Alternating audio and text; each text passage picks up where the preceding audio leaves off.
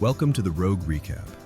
Hot takes, cold facts, and zero respect for the official narrative. Sit back, roll your eyes, and let's recap. Rogue style.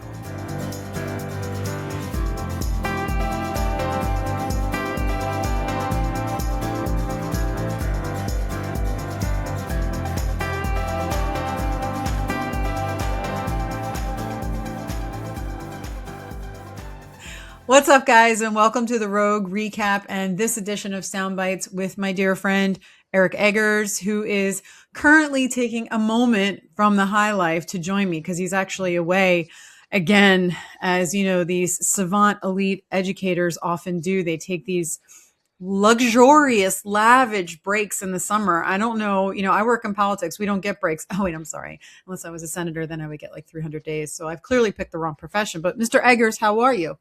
I'm actually not trying to be an elitist American. I'm just trying to be a blue-collar European, because apparently they get 8 weeks to 12 weeks of vacation every year, and they can just go on these walkabouts or whatever you'd like to call them.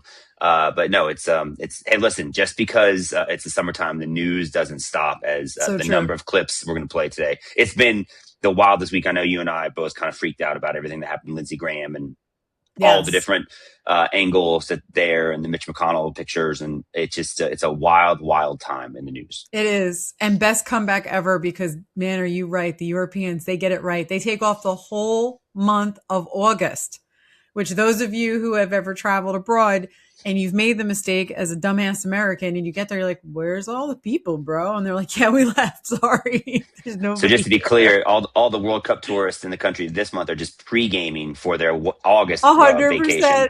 Yeah. Yes. So funny. And you wonder why socialism has the appeal that it does. Yeah, no kidding. I'm like, I guess that's what happens when you have terrible hospitals and nowhere to go. You're just like, I'm going to live, life to the fullest, carpe diem, because you know what? I'm going to die real soon and they're not going to be able to save me because they spent all the money on vacation. So, Mitch McConnell, speaking of which, yes, what a crock of shit. Oh my God. This is one of those moments when I saw that post and I was like, first of all, who put you in gingham, Mitch? Who did this to you? It's just wrong. I mean, Elaine must really hate you, And so then, everybody does what everybody does now and I was just talking to you about this off camera, but you see something and then you run it through the AI detector because you're like, no, this can't be real. Can't be real. And of course, his came back, can't be real. Now, what's interesting about that is that photo's from 2023. So I'm wondering if the whole photo from 2023 is also a lie, because that was also from a rehab stint that he had.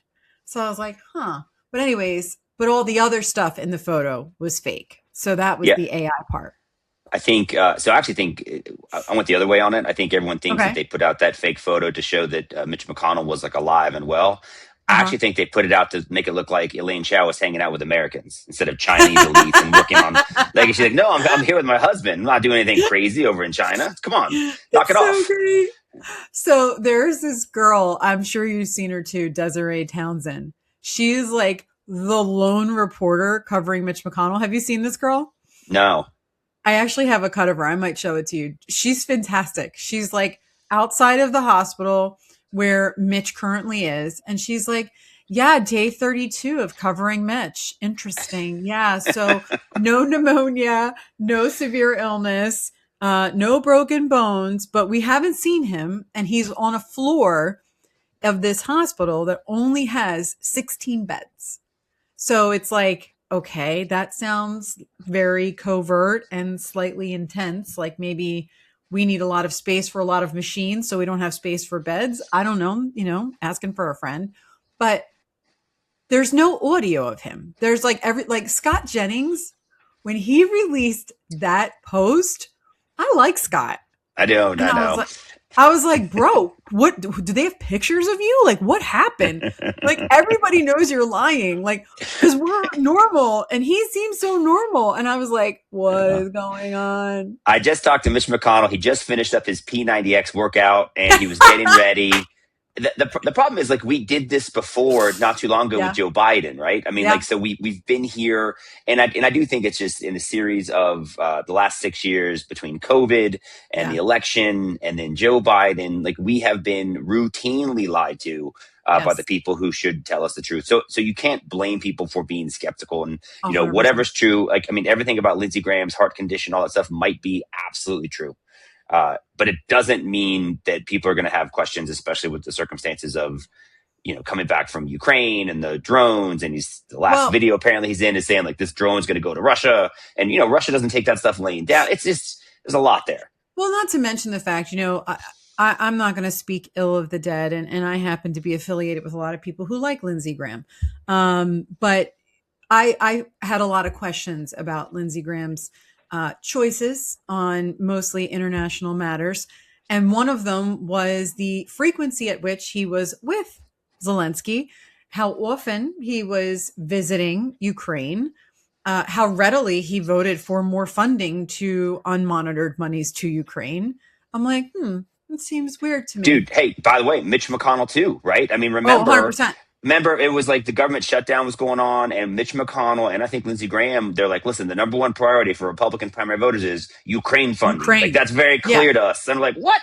It's like, who are you talking to? No, it's really, it's really interesting. And good for that reporter who's hanging out around Mitch McConnell's hospital. It's a line. Your reporters have stopped being curious. Right. And I read this interview about this guy who did an autobiography on Obama, and his thing was like, you have a guy, talk about Joe Biden's got these like weird, weak mental faculties, and you got a former president of the United States living in Washington, D.C. Where were the reporters who should have been camped outside his house in Georgetown to watch who's going, who's not going? I mean, that's what reporters used to do. Well, remember, to that point, and it's an excellent one, there were a few reporters that went to the White House, wanted to get the White House logs. I think it was just before we were about to get the break on the classified documents in the residence in Delaware. Yeah. And so we were trying to find out who had been at the White House. Now, this happened twice during the Biden administration. Once was when they couldn't figure out whose cocaine it was. And the second one was who was going in and out to meet Joe Biden, because they were trying to figure out who the big guy was, right? Now, obviously, we all know who the big guy was. There is no mystery. The whole idea, like I said the other day, and I've been saying this more frequently now, that I am a common sense advocate. People are like, oh, you're a conspiracy theorist. We have no proof of that. I'm like, well, I have eyeballs and I have ears. And so it's a super cool. I'm using my like 2 of my 5 senses. I'm putting them to work, and they're doing a great job. They are. You're what we like to call a 40% utilizer. So great job on that, If you start licking the news, then I think I'm a little bit concerned. 60% is maybe too much, but too sure. Weird. Let me show you this girl. We'll just play. I actually used this in a show I did the other day, but I love her. Again, her name's Desiree Townsend. She is in front of the hospital currently that holding Mitch McConnell. And she's got so much snark and sass. I just love it. Desiree Townsend here again outside of George Washington University in Washington, D.C. for the medical mystery that is Mitch McConnell. Today marks day 32 of Senator McConnell's hospitalization for what his office officially described as a fall in a mild pneumonia, making his nearly 5-week hospital stay increasingly unusual. So according to a statement issued by his office, McConnell is currently in rehabilitation, likely in the hospital's acute rehabilitation unit, a 16-bed facility on the 4th floor here. According to George Washington University Hospital, it provides 24-hour rehabilitative nursing care for patients who require at least 2 types of therapy following conditions such as a brain injury, multiple trauma, stroke, or neurological disorders. Based on the official description of his condition, a fall with no reported broken bones, fractures, or concussion, followed by a mild pneumonia, a hospitalization approaching 5 weeks, along with an extended stay in the acute rehabilitation unit, does not align with his publicly stated current condition. So what is going on here? Perhaps Mitch McConnell does not want to return home to his D.C. home until his wife Elaine Chao finishes installing the new floors, or possibly could it be GW is overbilling Medicare? Or maybe, just maybe, someone is actually lying about what happened to Senator McConnell. That's amazing. I love her. She's out there every day. God bless her. And I just think she is such a baller. Absolutely no F's given, right? She's just like, And, It's and awful. again, like using your common sense. Okay, so he's got this medical condition. They're saying it was related to mild pneumonia in a fall. Meanwhile, like we've seen him freeze on multiple occasions. No, it's just bad, right? And I do think that the sad part of it is like they think they can get away with it because they have gotten away with it before, and there's relatively no consequences after the fact. I mean, it's a significant and they should deal. think that. Yeah. No, I know it's bad. And so, and I think another part of it is, and this is me going down conspiracy lane, everybody. I've got a little condo there. I'm just letting you know, there is some speculation about who's doing all the voting for him. It's not him. Right. So is it that staffer that we know is not on our side of the aisle? Is this part of the John Thune, let's keep the pro forma voting gone. Let's keep the SAVE Act far, far away because he's got $1.6 million coming in from cheap labor lobbyists. There's so much here. And the problem is, and I say this all the time, as do you, the average American has no idea that this is happening. Like none. So they can't follow it. They can't get pissed off about it. And we're having how many hearings this week, right? We've got Amy Coney Barrett, Elena Kagan, Kevin Warsh, Todd Blanche. I'm like, could anybody else testify on Capitol Hill this week? Right. It's a lot. I mean, it's a lot for me. Oh, and by the way, we're going to bomb Iran the first 3 nights of the week. Oh, and the president is doing a national address today. Today's Thursday for those of you listening. So 9 o'clock tonight, the president's taking over. So one of the 100 people, and by the way, like when you've only got a 3-vote majority, no, it matters. It's a real thing. Right? It's a real thing. There's a lot happening in the world. We need the people who we've elected to be there. Just be honest. And again, he's got till, I believe, August 3rd to say he's not going to live out the remainder of his term or serve out the remainder of his term for them to have a special election. And guess what Kentucky August 3rd law is? requires. What's that? Do you know what August 3rd is? August 3rd is the last day that we can pass the SAVE Act to be within the 90-day rule of changing any voter rolls or compromising anything to do with voter roll integrity prior to a general election.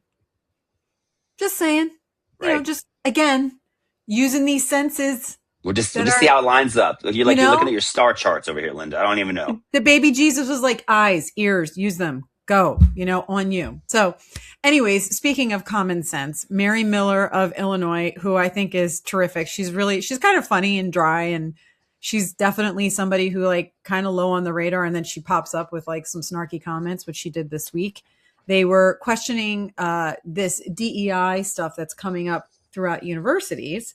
And she's got literally the 2 deans from the medical schools of UCLA and UCSF. So these are Ivy League institutions, right? Okay. And they're supposed to put out the best of the best. And she's having these conversations very seriously with them. And they are answering her with the most absurd responses. I mean, I've heard some things. This is really, it's actually painful to listen to them attempt to not answer with science as doctors. Well, and because they are like medical officials with the university, so there's like a certain, there's magic thinking they have to adhere to, or at least not overtly contradict. And that's, I think, the dance you see them having right now. It's great. Yes. So we're going to play 2 clips. Here is number 1. Dr. Haygood, UCSF's classroom guide titled Framework for Gender and Sex Concepts in Teaching advises against using the term pregnant women. Instead, it says to use pregnant people. Who are pregnant people compared to pregnant women? I'm just curious. So that is a part of a curriculum to help our students who are facing a wide diversity of patients. Of course, the vast majority of pregnancies are in women, and I have absolutely no problem with using the word Did you know? pregnant women. I use it myself. Has a non-biological woman ever had a baby? A transgender person can. That's not a biological woman. Has a non-biological woman ever had a baby? I would reiterate, we take care of transgender patients. Doctor. Like the vast majority of people who become pregnant are women, Lynda. Vast majority. Yes. Like almost all of them. Almost all of them. So now that was UCSF. Let's go over to UCLA. Can someone have a uterus but not be a woman? Because it seems like your school is promoting that ridiculous idea. I think, again, as Dr. Hoggett has described, we're treating transgender people, but we're doing that in compliance with state and federal law. And you do teach biology? Yes, we do. I'm going to ask you again, can someone have a uterus and not be a woman? Just say yes or no. Can they? Again, I would need your ladies. That's where your medical school is. I mean, it's this man. This is a learned man.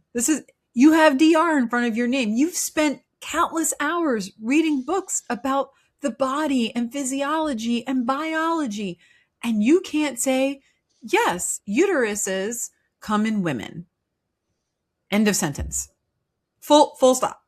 At least he could have done what the other guy did. The vast majority of people with uteruses are women, in my experience. I just can't. And God bless her. She's like, this is ridiculous. Please stop. Insane. And here's the other thing, right? And then I'll get off my I hate trans soapbox.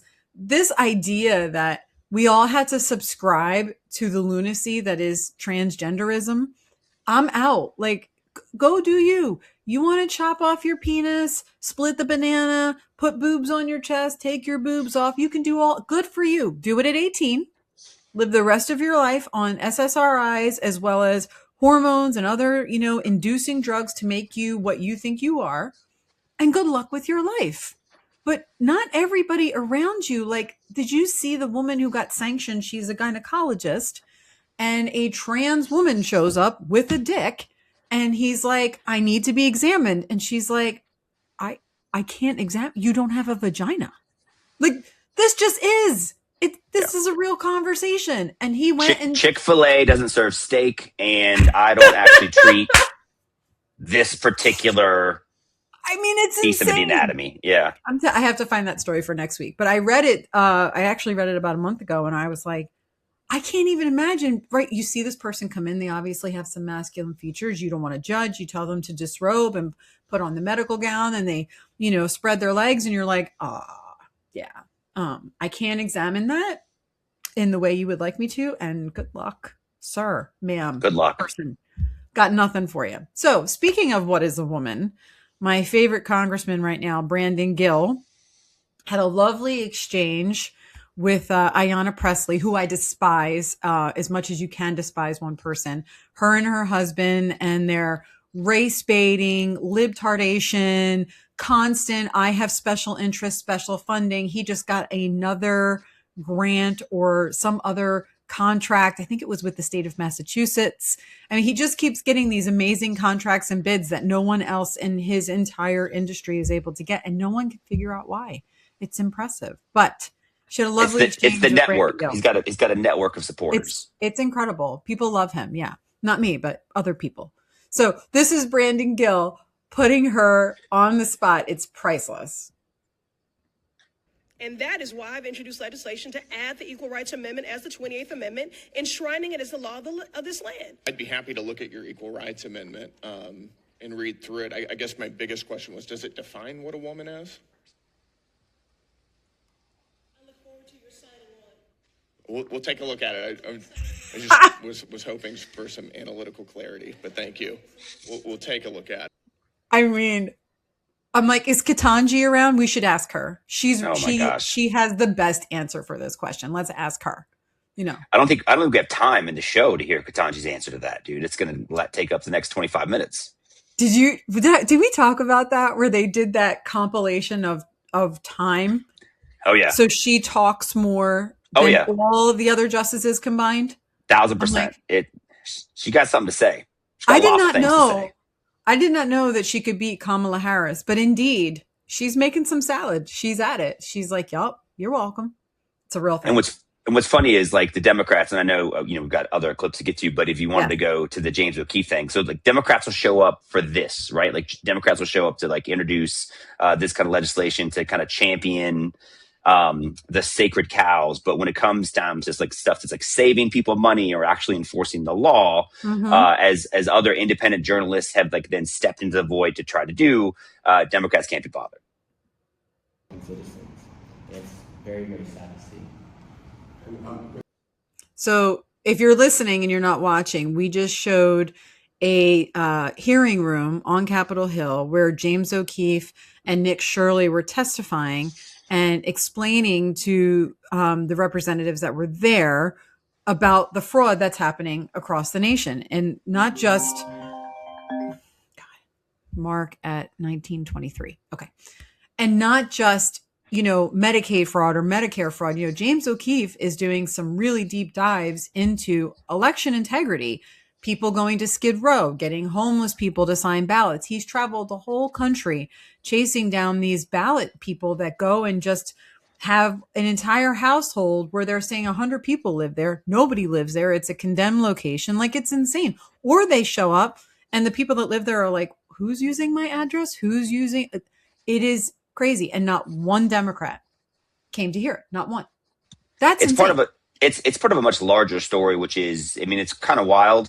And I know it's like, we'll get into like the Tim Walz story later, Yes. but it's, the Democrats don't just like not, and it's just objectively, right? Like, this is not like, oh, libs are bad, but it's like, but seriously, like, Republicans are attempting to, hey, we're going to have hearings, we're going to try to enforce the law.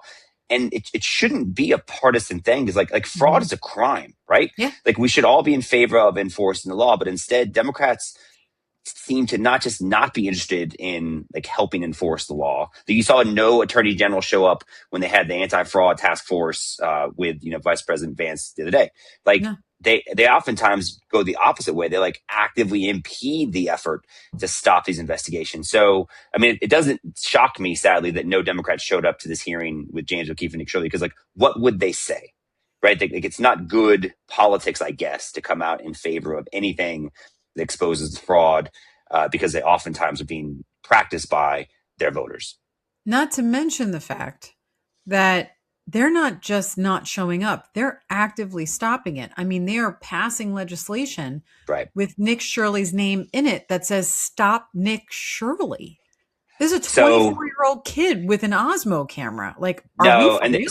no, so that was in California, right? There was like the whole Right. Stop Nick Shirley, or they got what got dubbed the Stop Nick Shirley Act, but it's actually worse than that.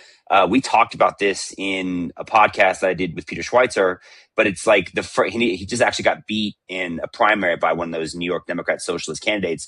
But there was legislation that was sponsored by the first ever former illegal immigrant to be elected to Congress, Espelay, and he would have actually stopped these federal agencies from being able to purchase the data to be able to look and do like the analysis to be able to identify the people who are committing and practicing the fraud. So it is like, it's not just at the state level, it's at the federal level too. And that's what I'm saying. It's crazy. It's crazy that they're like actively impeding the efforts.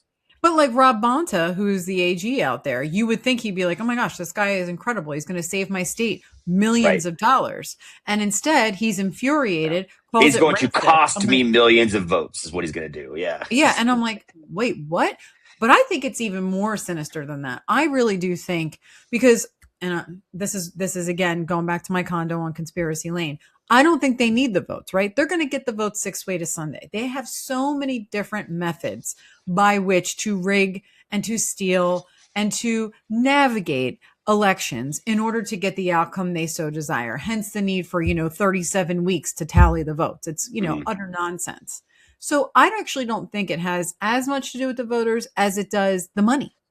And I think they're on the take. I think that they've got some sort of, plan worked out where it's like, look, I'll look the other way. I'll make this work for you. I'll assure you that you get these millions of dollars. But, there's a VIG, just so you know. And I'm going to want a little, that's what I think it is, all day, every day. But in any event, to that point of election integrity, Joe Rogan had on the vice president. And he's asking him, and Joe Rogan is, the thing I like about Joe Rogan is he is very matter of fact. Like, I can't lock in for 3 hours pretty much for anything, because I just don't have that kind of time. If it's not work, I'm not doing 3 hours. But this was a great interview. What did you think of it? I know you're our election integrity expert. No, I was just laughing about, you and having to work for 3 hours at a time. You're like, listen, I understand the struggle is real. Yeah, no, I think the JD Vance is interesting. I think I actually think he is authentic, even though he comes off sometimes as not that. I do think that, and Joe Rogan, God bless him, like, for providing a forum for people like that to be able to just like get into this stuff. And I think he doesn't just do like loaded stuff, right? I do think he's going to like ask challenging questions and, kind of have like an intellectually honest debate, which makes like conversations like this about election integrity so refreshing. And I do think we're evolving as a country as in terms of our ability to have a real conversation. And so it's very important that you talk about it in the right way. And I think JD Vance did a good job of talking about it here. I agree. I think they cheat. And I think they've been doing it forever. And I don't think there's any other reason why you would have no voter ID. And they try to say, oh, it's racist to have voter ID. Like, what are you talking about? Do you think other races are incapable of going to the DMV? That's insane. Yeah, that's racist. It's actually super racist. That's really racist. Right, the implication of their argument is literally like blacks and Hispanics cannot go to the DMV to get an ID. By the way, if you look at the polling, Black Americans are as pro-voter ID. Even though most Black Americans vote Democrat, they're still pro-voter ID as much as white Americans is. Most Americans are voter. So they want voter ID, except for operatives. So to that point, there's another class of people that he left out there, and that's this stupid women's vote people. Like, oh my God, they want to take away our vote because we get married and we can't change our ID. I'm like, I'm sorry, are we in the 1700s? Have we all just gone back? Are we milking cows? What the hell are you talking about? Are we waiting for the letter to arrive via horseback really? carriage? Like, I'm like, I don't actually understand. And it's infuriating to see, like, when I saw Meryl Streep come out, and by the way, I'm sorry, go ahead. No, please. Well, I was just going to say, like, and by the way, it's like the whole, like, Nate Bargatze's got like this hilarious bit about like how it's like Nate versus Nathan or whatever. And like the Delta's like, I don't know what we're going to do about this. He's like, I think we can get past this. Like, if the ID doesn't match up, they will still let you cast a provisional ballot. Like, no one's not casting a ballot because the name on your ID doesn't match like the name on the voter registration. There's a in fact, like in Los Angeles, they just had like the reason why it takes them so long to count these ballots is not just because of the late arriving, like you have this extended window, but because of all the signature verification that's required. Like, to go out and do this thing called curing the ballot. So they literally go out and track people down and make sure that the signatures will match up if they get flagged on the front end. So of course there will be mechanisms for people to get their vote to count in those instances. It's ridiculous. It is ridiculous. And I think it's one of those moments where I always say, like, okay, so let me get this straight. We're flying people to Mars. We've created AI and we have self-driving cars, but getting ID with a new name on it, bridge too far, bro. That's where you cross the line. I'm like, all right. Not to mention the fact, and you and I have discussed this, the SAVE Act bill is 30 pages, 32 pages. This is not a deep read. You can get through it. Do 10 pages a day. Yeah, it's not Tolstoy or Charles Dickens, guys. We got this. It's not War and Peace, guys. Like, we can do it. You know what I mean? And this is the stuff where I'm like, okay, it's so infuriating. Like, you'll say to somebody, why do you think that? Or where does that come from? Or have you read? And they freak out. Whenever anybody freaks out, I'm like, okay, so what you're saying is you're unable to have an intelligent conversation. You need to blow up because that's your defensive mechanism to what's actually happening here, as opposed to saying, I didn't read it. I have no idea what it says. All right, well, so read it and then let's talk, because I think you and I would agree. Or even just like, I have yet to invest the 45 seconds required to think about how appropriate or inappropriate it would be to actually require someone to have an ID to vote. No, it's And the same people that don't want the ID for you to vote will not let you into their event unless you have ID. So can we just, please, for a minute? Anyways, all right. So Mike Lee, who's been the stalwart of this thing. So we've got, just to be clear, we've got Tuberville, Mike Lee, Jim Banks. Senator Cruz says that he is behind the SAVE Act, although quietly, which I find troubling. No, I think he said recently, he's like, I'm willing to do anything it takes to pass it. Okay, Ted, we'll see. Okay, well, Ted, you've been super quiet. So, how about that? So we've got Ted, and then we've got, John Kennedy, who's a lying sack of shit. He likes to pretend like he cares, but he doesn't. He's using that Oxford-educated Southern twang to make you feel like he cares, but behind closed doors, he's like, you better not vote for that shit. All right, we'll take your committee assignment. That's what's really going on. But Mike Lee comes out, I think it was last night this clip is from, and he's talking about the parliamentarian. So the new angle has been this parliamentarian, which we've talked about, was appointed by Harry Reid, who is a raging lunatic liberal, but kept through Biden and McCullough and is buddy with John Thune. Anything to add to that? I felt like you were. Well, just that I think that's actually what we lose with Mitch McConnell and Lindsey Graham is you lose people who understand like all the arcane rules and how to actually get stuff done or keep stuff from being done in the Senate. And I don't think people appreciate how complex it is, but the parliamentarian is absolutely like, that's the guy, right? So, and here's the problem with her. She is not somebody who likes Trump. She is not somebody who's just being objective. And people are saying we have to honor what she has to say. Mike Lee had this to say about the part, and this is Mike Lee, who's the most respectful person. I mean, honestly, it's shocking. In the coming days, there may be a fair amount of conversation about budget reconciliation and about what can happen on budget reconciliation as far as getting significant parts of the Save America Act, or at least some of the benefits of the Save America Act, passed through budget reconciliation, which allows us to do it at 51 votes without a 60-vote cloture vote.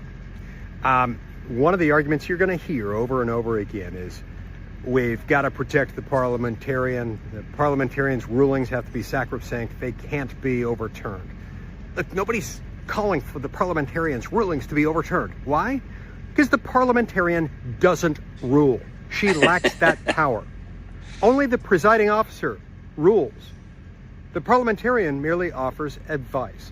The presiding officer, whether that's the Vice President of the United States, the President pro tem, or the acting President pro tem, meaning a senator from the majority party who is assigned at regular intervals to fill in the absence of the Vice President, it's the presiding officer who makes the ruling. It's then up to the Senate to either sustain or overturn that ruling. In most contexts, it takes a simple majority vote to overturn the ruling of the chair. In budget reconciliation, it takes 60 votes, so the math changes. But regardless, look, there is nothing sacred about the rule of the Senate parliamentarian. Nobody elected the Senate parliamentarian. The Senate parliamentarian occupies no constitutional post in our system of government. So don't believe those who say that you've got to protect the parliamentarian at all costs. It's not her vote that matters. She doesn't have a vote. It's the ruling of the presiding officer that matters. He is, in my opinion, such a valuable asset to the United States. He is so well-read, so incredibly informed, and actually one of the people who does understand the arcane rules of the Senate and the legislative body that it is. Ironically, it's the Senate parliamentarian who's been keeping Mitch McConnell in the hospital too. She has yet to give him the green light to say, now we can get off the tubes and come back to work. No, it's she's got a lot of power, as it turns out. No, you love him. I know that he is an ally, and I think he's a truth teller, and he is unafraid to say things that other people seem unwilling to say. And I do think that that's to his profound credit. Super valuable. It's an important voice in the conversation we need to be having, right? And I will tell you, I had an interview with Clint Brown. I don't know if I told you about this, but Clint Brown is the former executive director of the Senate Steering Commission, and he's worked with all of these people. And I did an interview with him a couple weeks ago, and I asked him, I'm like, is it true that we can't do this or we can't do that? And he went step by step through why we could do all of the various things to bring the SAVE Act forward, how we could nuke the filibuster, what we needed to do that.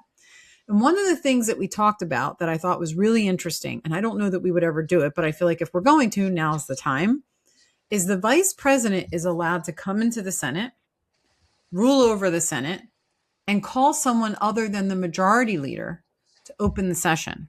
Right. At which time they could bring the Save America Act to the floor for a debate and a talking filibuster. If that happened, it would be the exact same process that happened with the 1964 Civil Rights Act, and the process of going through that when it was debated and Democrats didn't want it. And then they had to express why they didn't want it. And the more they talked and the longer they went and the worse they sounded, they started to dial that back until the point that they were able to pass it. It would be the same exact thing here. Then we'll get to see all of the rhinos who aren't supporting right now the Save America Act, because they're going to have to come up to the dais and make their point. Are you against or are you for? Which one is it and why? So I'm thinking we're definitely going to get our votes, because none of these spineless, feckless wonders have the balls to get up there and tell you to your face, oh, sorry, I've been stabbing you in the back, but now because the microphone's here and the camera's here, I'm going to tell the, going to pass the SAVE Act. Suddenly we're going to have those votes. Now, what do you think about that? I think it's brilliant. I guess I'm skeptical because I feel like, look, if they really wanted to do it, I mean, the rules and the mechanisms exist, and so that you just laid out one pathway to do it. I think I've said before on this show, but in talks to some of the people I've speaking with, you could amend the Real ID Act that's already on the books to just require you have to show a real ID for federal elections, and that would essentially accomplish the same thing, require an ID. So, I mean, the mechanisms exist, right? It's kind of like Donald Trump's executive order on birthright citizenship. That may not be the right way to do it legally, but like there's probably ways to accomplish the same goal. When it comes to requiring voter ID, there's multiple pathways. So the issue to me is less logistical and it's more ideological. Clearly, there are Republicans in charge in this country who don't want it to happen for whatever reason. Yeah. And that is the bigger issue than like we have yet to find the practical pathway to make it happen. Well, I tell you what, we're going to be looking over the next 2 weeks because that's all we have left now because these assholes are putting that together. You said August 3rd. August 3rd. Clock's ticking. Because November 3rd is our general election. So can't wait to see. All right. We've got a few more clips before we end the show. One very sad clip for those of you who remember this case. There was an Indian national who was here illegally. And he crashed into very, very slow moving traffic with an illegal CDL license that was given him by the state, not other than California, and killed 3 people on the spot. And for those 3 lives that he took, he is receiving, wait for it, 4 years and 8 months. This is a quick recap of that incident. Now take a look. This is exclusive dash cam video that is now the subject of several law enforcement investigations. Shows the moment a red semi-truck plowed into a number of vehicles on the westbound 10 freeway in Ontario just after 1 p.m. yesterday. The CHP told the LA Times the driver of this big rig is a 21-year-old man who is now under arrest on suspicion of driving under the influence of drugs. A total of 4 semis were involved and also 4 passenger vehicles, one of them exploding in flames. 3 people were killed and 4 others were taken to local hospitals. This horrific crash happened just east of the 15 freeway and shut down all westbound lanes for more than 12 hours. Thousands of drivers were trapped in the gridlock just as the evening commute was getting underway. It also happened near the Ontario airport, so the crash likely delayed people that were trying to get to their flight. I mean, for those of you that are listening and not watching, when you see that truck plow into these cars that are literally sitting still. When they say slow moving, I think that they mean like crawling, like they're not moving. And then this rig just comes from nowhere and crashes. These people did not have a moment. They didn't have a second to react. They were literally dead on impact.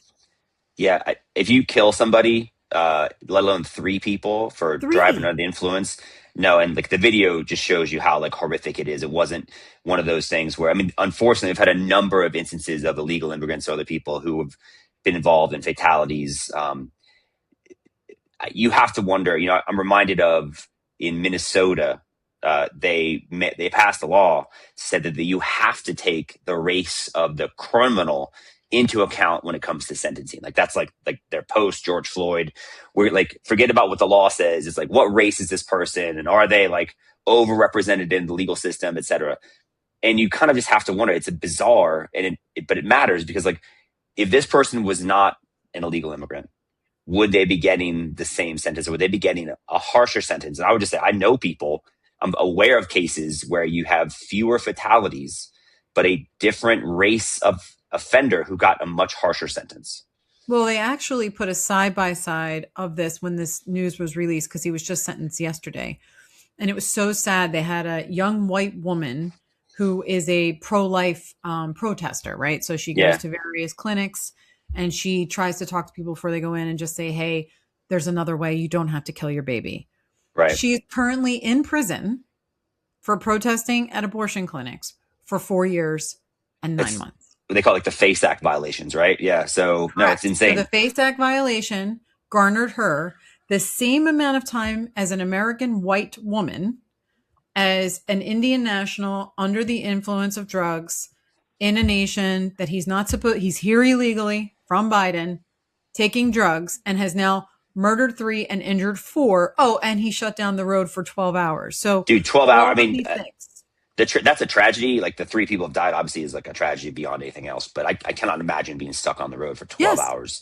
And you're stuck. You're in a horrible accident scene, so you can't terrible. move. Can't move. That's what insane. if you're on your way to the hospital with your pregnant wife, or somebody's having a heart attack? How many that ripple effect?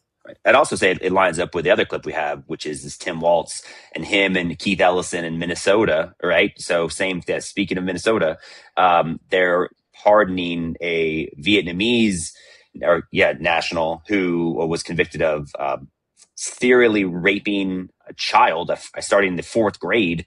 And, Marco Rubio and the Donald Trump administration eventually deported him.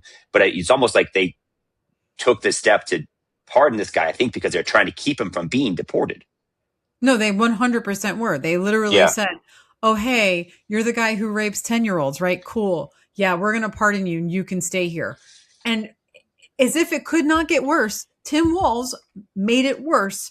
He came out and said this after this national was removed by Marco Rubio and, President Trump, where Marco Rubio was like, I don't actually understand why we need to keep a child rapist in our country. He's here illegally. This is enough impetus to kick him out. Have a nice day. See ya. Right.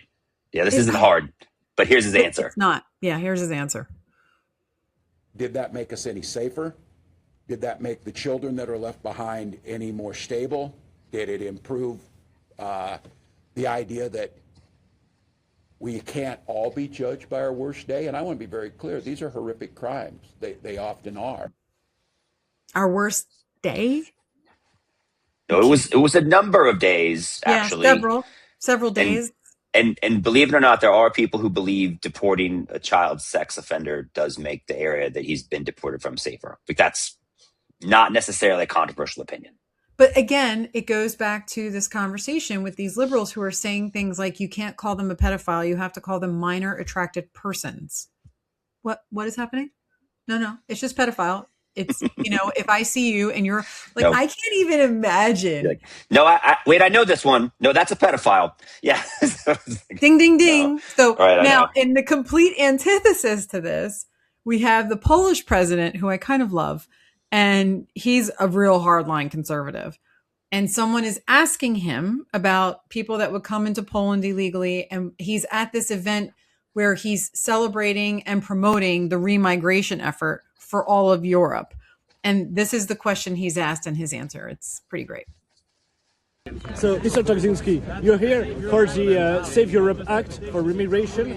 Why do you support remigration? Because I want my future daughter to be alive, not raped and killed. Is that enough? Is that a good reason? In Poland is quite a protected country from immigration. What do you mean quite? It's zero. We don't have illegal migrants. It's not quite protected. We did not let them in. None. Zero. It's because you are afraid of what you're becoming? No, we're not afraid. We're smart. We are brave men. Look at me. I'm not afraid of anything. We are brave. We are strong. We are not politically correct. We don't give a shit. We take care of our families. Some parliamentarians of the European Parliament are afraid to support the immigration. No, they are greedy. They are looking for cheap labor. That's what happened when Angela Merkel started this madness. This is why they pay the price now, because of their greed. They are greedy. They don't care about future generations. They are thinking about themselves, about today. It doesn't matter what's going to happen in 10, 20, or 30 years. They don't care. We do. That is the main difference. Their civilization and our civilization is completely different. We are thinking about future generations. Can you see the difference? We are patriots. They are hedonists. That's the difference. Thank you very much. Cheers. Cheers. Chin. Clip of the day. Like, that guy is such a baller. I love him. When he said, he goes, because I don't want him to rape my future daughter. How about that? Is that good enough for you? And by the way, like, shades of what Donald Trump said in 2015 when he comes down the golden escalator and he said, they're not sending their best people. They're sending rapists. They're sending these people. I mean, literally that. And then the media in America goes crazy about it. And that's like what launched the next decade of Trump derangement syndrome. So good for that guy for giving 0 Fs. Yeah, no, not only giving 0 Fs, but speaking our language and our curse words. Well done. Yeah, let's go. I appreciate it. I recognize you, sir, and thank you very much. So, all right, well, eyes on the SAVE Act. Next week when we do our show, we'll have 1 week left for these idiots to screw it up. I can't wait to see what President Trump does tonight in the speech. I think I hear it's like mind blowing what's about to happen and what he's going to release. I may or may not have had a little bit of it. I'm marginally aware of some stuff, so I think we'll stay tuned. Stay tuned. Is it like where is it on the scale of shit? I think it's to your point. I think it's more like, hey, here's some data we're going to use to justify what we think, like how we can get there without, kind of having to come up with the filibuster and that kind of stuff, right? So I think it's more like things are much worse than you believe, and because they're much worse, then they're going to qualify in a certain category, which allows us to do certain things. Fantastic. Okay. On that note, ladies and gentlemen, you heard it first from our expert elitist, Eric Eggers, currently vacationing like a proper Euro. We will see him next week, hopefully back in his home studio. I am Lynda McLaughlin. He is Eric Eggers at Eric_Eggers, at Lynda Mick, at Rogue Recap, roguerecap.com. This is Sound Bytes, and we'll see you next week.